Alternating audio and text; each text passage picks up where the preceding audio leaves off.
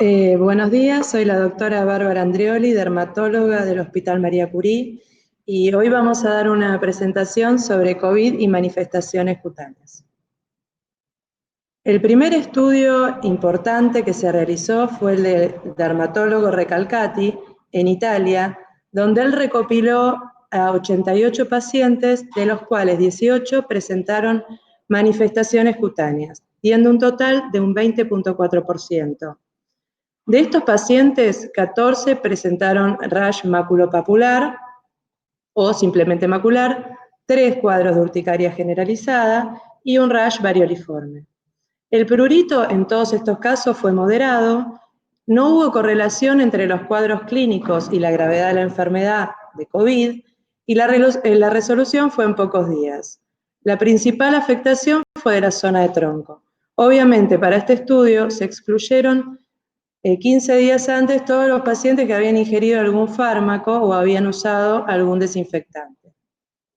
Posteriormente a este estudio se realizaron varios reportes de casos aislados, algunos de poco número. El más importante y el más relevante por la cantidad de casos fue este, que es de España, donde estudiaron a 375 pacientes con manifestaciones cutáneas.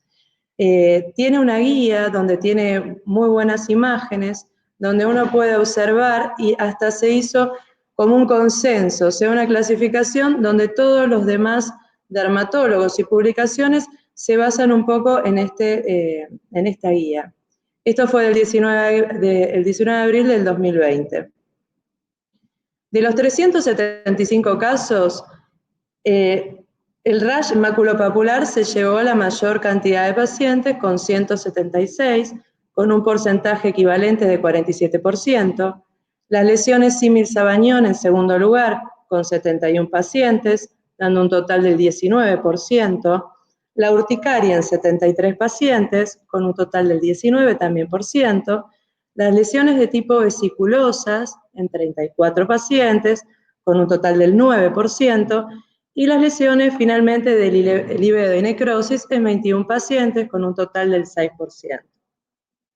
Entonces, la clasificación que ellos realizaron en base a estos 375 casos, dividieron en 5 patrones clínicos, como para recordar: el rash maculopapular, las lesiones símil-sabañón, las urticarias, las lesiones de tipo vesiculosas y la libeodonecrosis. Vamos a ver cada una de ellas.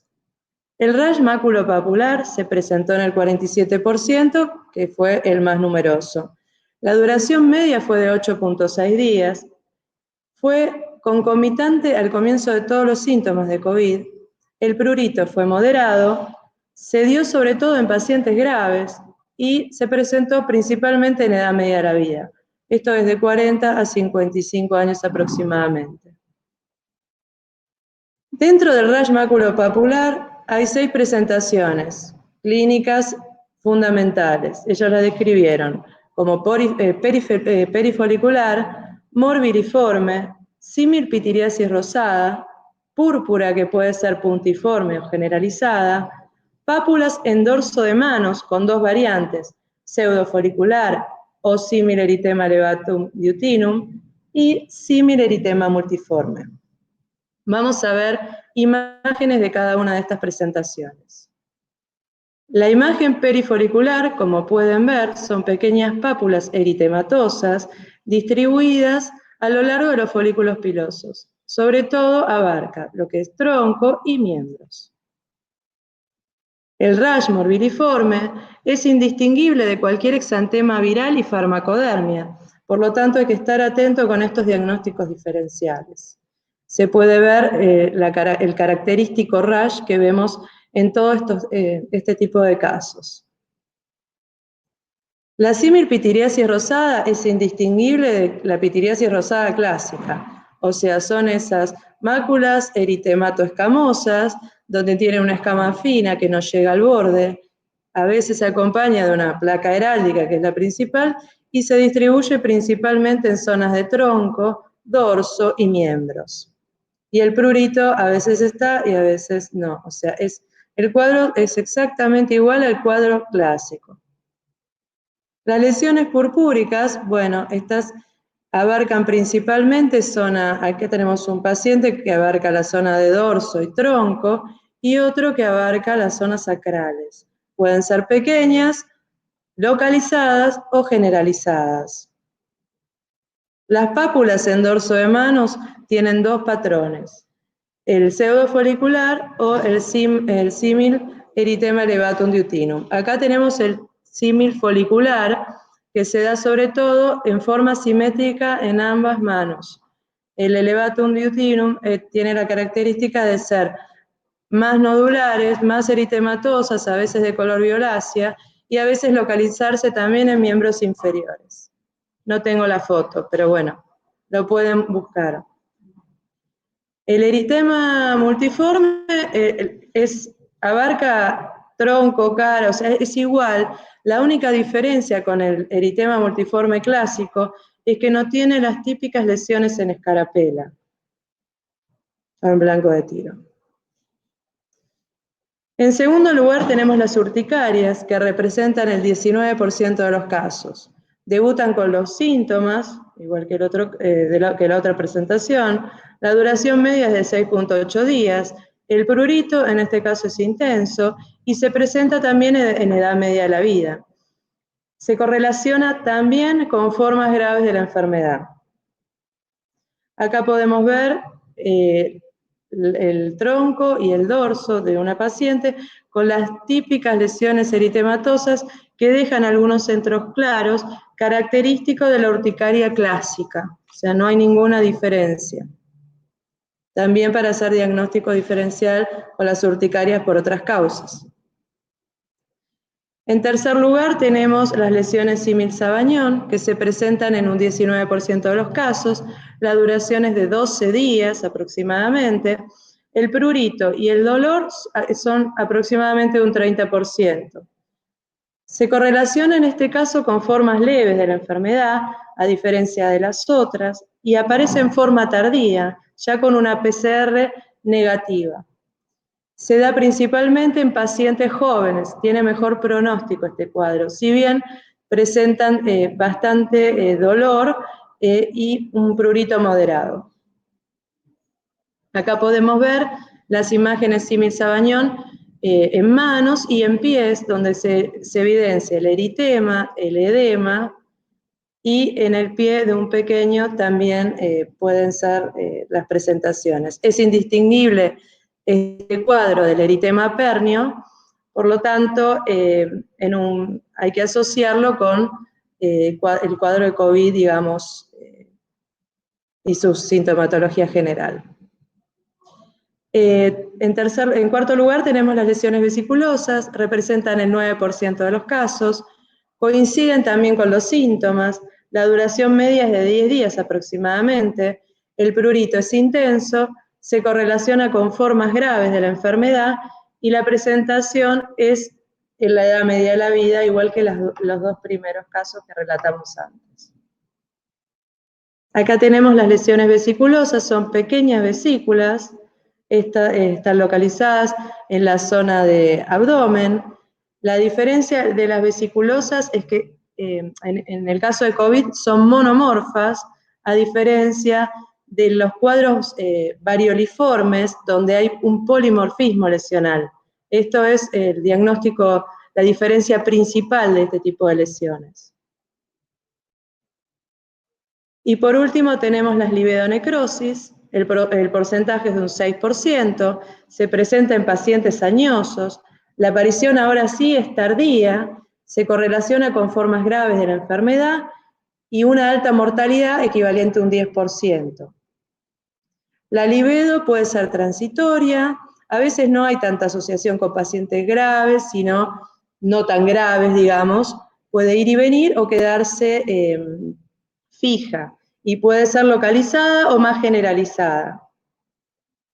La necrosis puede llegar a la amputación de los miembros o solamente ser como una pequeña vasculitis. Esto va a depender de la evolución del cuadro clínico general del paciente y tiene que ver con una alteración de la microvasculatura periférica. Acá tenemos otras fotos más leves. Bueno, esto con respecto a COVID. Voy a hacer una pequeña acotación, digamos, sobre dengue y COVID, ya que dengue tiene una presentación muchísimo más alta en nuestro país que COVID al momento, y comparten algunas características similares. Son difíciles de distinguir, comparten clínica y laboratorio, coinfección. Al momento no hay reporte de ningún caso de que estas dos patologías hayan coincidido. Sin embargo, se está buscando el caso, o sea, en algún momento tal vez el COVID suba tanto que empecemos a encontrar coinfección de ambas patologías. Como para recordar el diagnóstico de dengue, el dengue se caracteriza por fiebre de más de 39-40 grados centígrados y dos o más de estos criterios: náuseas, vómitos, exantema, cefalea, dolor retroocular, mialgias, artralgias, petequias y leucopenia, entre los principales. El dengue, lo importante, por eso esta filmina, es que tiene una afectación en piel de un 80%. La presentación más frecuente es igual que el COVID, que era un 47%, con un exantema que puede ser macular o maculopapular.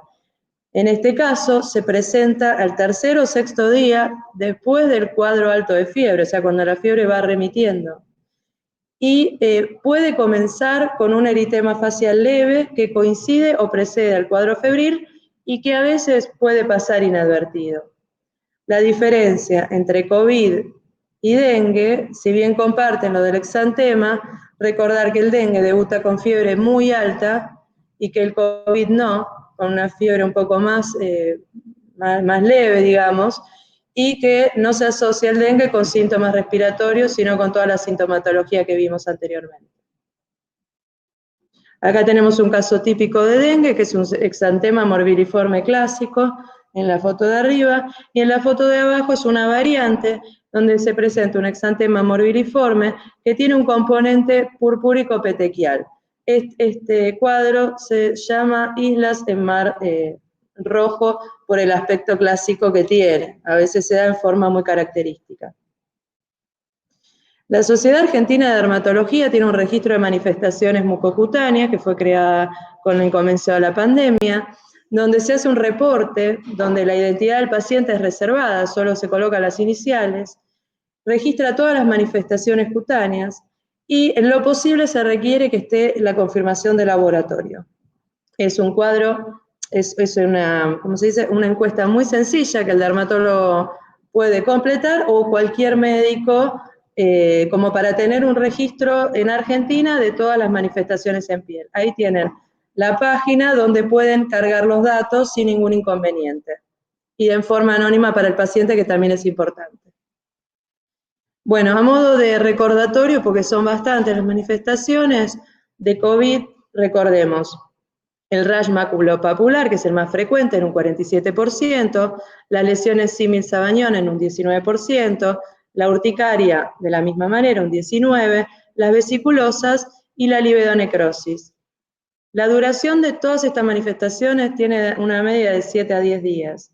La edad de presentación, tanto del rash como de la urticaria, como de las vesiculosas, es en la edad media de la vida. El sabañón se da en pacientes más jóvenes y la livedonecrosis se da en pacientes muy mayores. Con respecto a cuándo comienzan estos síntomas, en las cinco manifestaciones podemos ver que se da prácticamente concomitantemente con el resto de los síntomas de COVID. Muy pocos se dan un poco después del comienzo de los síntomas y casi nada, o sea, el debut sería la manifestación cutánea, pero los porcentajes son muy bajos. Como síntomas principales hay dolor, prurito, quemazón, sobre todo el rash da una quemazón importante, el símil-sabañón da bastante dolor y la livedonecrosis, bueno, está asociada a un mal pronóstico. Esto como para que tengan como un repaso de las cosas más relevantes en dermatología. Bueno, vamos a hablar, por último, de las lesiones cutáneas por el equipo de protección personal, que es a lo que estamos sometidos todo el personal de salud. En China se hizo un estudio donde ellos reportaron, porque tuvieron muchos casos, y muchos médicos haciendo tratamiento de estos pacientes, que 95% del personal de salud presentaba algún tipo de lesión cutánea por el uso de la protección personal. Dentro de estas manifestaciones encontraron las dermatitis de contacto irritativas en un 39%, las dermatitis por fricción en un 25%, y otras como eritema facial, sequedad de labios y exacerbación de enfermedades preexistentes, sea acné, rosácea o dermatitis seborreica. Perdón. Dentro de los agentes responsables, las antiparras se llevaron el primer lugar con un 51,94%, los barbijos N95 un 30,77% y luego las máscaras protectores en un 17,31%. Acá podemos ver imágenes que son sacadas de la web, no son nuestras, de dermatitis por fricción, sobre todo por el uso de las antiparras y del N95. Las dermatitis de contacto, sobre todo en manos, esto es tanto por el uso de alcohol en gel, como el lavado excesivo de manos, como los productos de limpieza en la gente que está en su casa o que también hace las tareas del hogar. Hay un artículo muy interesante de la Academia de Dermatología del 2020, esto sacado también de China, donde ellos hicieron como unas pequeñas recomendaciones para los agentes de salud antes de ir a trabajar y luego de quitarse el equipo de protección personal. Me pareció que era interesante. Ellos recomiendan, antes de ir a trabajar, usar jabones hipoalergénicos de uso diario, recomendablemente a base de avena o de agua micelar, o sea, algo que sea humectante o suave. Posteriormente, aplicar una crema hidratante 30 minutos antes, dice, del uso del equipo de protección, o sea, inmediatamente después de lavarse las manos, o sea, preferiblemente que sean hipoalergénicas las cremas también. Y si hay alguna zona irritada, ellos aconsejan colocar una capa fina de vaselina o algún ungüento reparador, como ser alguno con base con ácido hialurónico, por ejemplo. En el trabajo, después de retirarse el equipo de protección y de lavarse las manos con agua y jabón o con alcohol en gel, se recomienda aplicar, una vez que se secan las manos, crema humectante hipoalergénica. La recomendación es que el equipo de protección no esté colocado por más de 6 horas. Si hay alguna lesión en el dorso nasal, lo que se puede hacer es evitar el uso simultáneo de antiparras y N95 y sustituir la antiparra por una máscara protectora, esto por unos días hasta que cubre la lesión. Antes de colocar el barbijo se puede colocar un ungüento suave, pero la película debe ser muy pequeña, digamos, muy fina, porque si no se evita el sellado del N95 y eso no es lo recomendable. Y ante cualquier afección en piel, consultar con el equipo de dermatología. La Sociedad Argentina, si se meten en la página también, da algunas recomendaciones de cómo cuidar las manos, el lavado frecuente, que eso ya lo sabemos, el uso de cremas humectantes post lavado de manos, o sea, cada vez que después de que uno se lava las manos, debería colocarse alguna crema humectante hipoalergénica. Y lo interesante de esto para mí fue hablar un poco del tema de los guantes, que también los guantes de látex, y después de tantas horas, por la humedad, etcétera, generan dermatitis. Entonces lo ideal sería conseguir guantes de vinilo o de nitrilo, que son más hipoalergénicos. En la casa, si uno también hay alergia al látex, entonces conseguir guantes de tela y encima colocar los guantes de goma. Ahí evitar la lavandina, todos esos productos. Bueno, acá hay otra recomendación más que también, acá hablan del equipo de protección personal, no tenerlo más de 4 horas, y lo puse más que nada porque habla de cremas con siliconas, que sería otra opción en las zonas de alta presión, y ya si las lesiones en cara son muy importantes, hay algunos apósitos adhesivos de hidrocoloide fino, que la verdad no los vi nunca, pero me pareció que si estaba, debe existir y deben ser muy efectivos. Gracias por su atención.